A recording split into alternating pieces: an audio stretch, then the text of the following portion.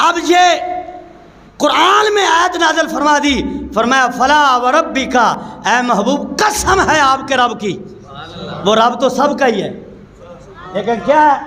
فلا وربک، کیا بات، تیرا بھی رب وہی ہے، میرا بھی رب وہی ہے، پوری کائنات کا رب وہ ہے۔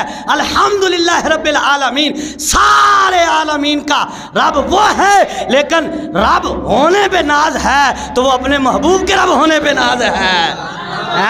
فلا وربک، فرمایا محبوب قسم ہے آپ کے رب ہونے کی۔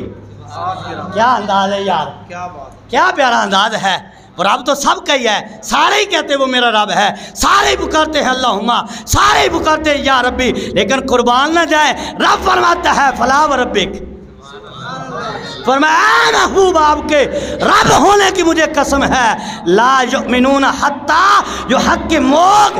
کیا مطلب؟ فرمایا محبوب جو آپ کا فیصلہ نہیں مانتا وہ مومن نہیں ہو سکتا۔ اور مطلب کیا ہے؟ اللہ نے بتایا یہ ہے کہ اے محبوب جو عمر نے کیا ٹھیک ہی کیا ہے، عمر نے جو کیا ہے ٹھیک کیا ہے۔ محبوب جو آپ کا فیصلہ نہ مانے، پھر عمر نے فیصلہ کر دیا ہے، اس کا پھر فیصلہ یہی ہے جو عمر نے کر دیا ہے۔ اس لیے تو کہتے ہیں عمر کو فاروق کہا جاتا ہے، کیونکہ حق و باطل کے درمیان اگر کسی نے فرق کر کے بتایا ہے تو وہ حضرت فاروق اعظم کی ذات ہے۔ فلا وربک لا یؤمنون، فرمایا مومن وہی ہوگا جو آپ کا فیصلہ مانے گا۔ فرمایا جس کو مارا ہے نا وہ مومن نہیں ہے، عمر نے جس کو مارا ہے وہ مومن نہیں ہے۔ اور یہ اگر حضور کہتے نا تو پھر بھی آج کے دور کا کوئی بھونکتا نہیں، یہ تو نبی نے کہا ہے نا، رب نے قرآن میں نازل فرما دیا ہے، اب کون انکار کرے؟ فرمایا مومن وہی ہے جو حضور کا فیصلہ مانے۔ تو حضرات گرامی بات میری طویل نہ ہو جائے، میں ایک آپ کو روایت عرض کروں حضرت فاروق اعظم کی شان میں۔ قیامت کا دن ہوگا، ہر ریاض النظرہ میں ہے، ینادی منادن یوم القیامہ، قیامت کا دن ہوگا، ایک منادی کہے گا این الفاروق۔ یہ روایت بڑی محبت سے سنی آپ نے، قسم بخدا بڑی محبت والی روایت ہے، ہو سکتا ہے آپ پہلی بار سنیں، یہ بھی ممکن ہے۔ کیا وہ منادی ندا کرتا ہے این الفاروق، اور کہاں ہے فاروق؟ یہ فاروق اعظم کا لقب ہے۔ حضرت علی فرماتے ہیں کہ حضرت عمر کو آسمانوں میں بھی فاروق کہا جاتا ہے، اور حضور نے فرمایا آسمانوں کا کوئی فرشتہ نہیں ہے جو عمر سے پیار نہ کرے، اور زمین کو کوئی شیطان نہیں ہے جو عمر سے ڈرے نہ۔ یعنی فرشتے کے لیے ضروری ہے کہ عمر سے پیار کرے، اور یہ پھر یہ فرشتوں کی صفت ہے عمر سے پیار کرنا۔ اچھا کیا ندا ہوتی ہے این الفاروق فیؤتا، حضرت فاروق اعظم کو لایا جائے گا۔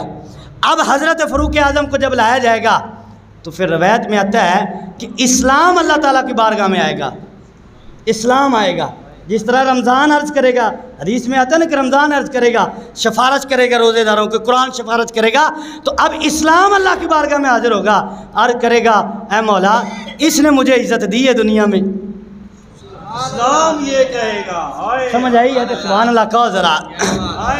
اسلام عرض کرتا ہے قربان صاحب، اسلام عرض کرتا ہے اے مولا یہ عمر ہے، ہذا عمر، اے مولا یہ عمر ہے، اعزنی فی دار دنیا، مولا اس نے مجھے دنیا میں عزت عطا کی ہے، مولا فی عرصات القیامہ، اب قیامت کا دن ہے تو بھی عزت عطا کر، مولا اس نے دنیا میں مجھے عزت دی ہے۔ اللہ اکبر، قربان نہ جائے ان کی شان پہ۔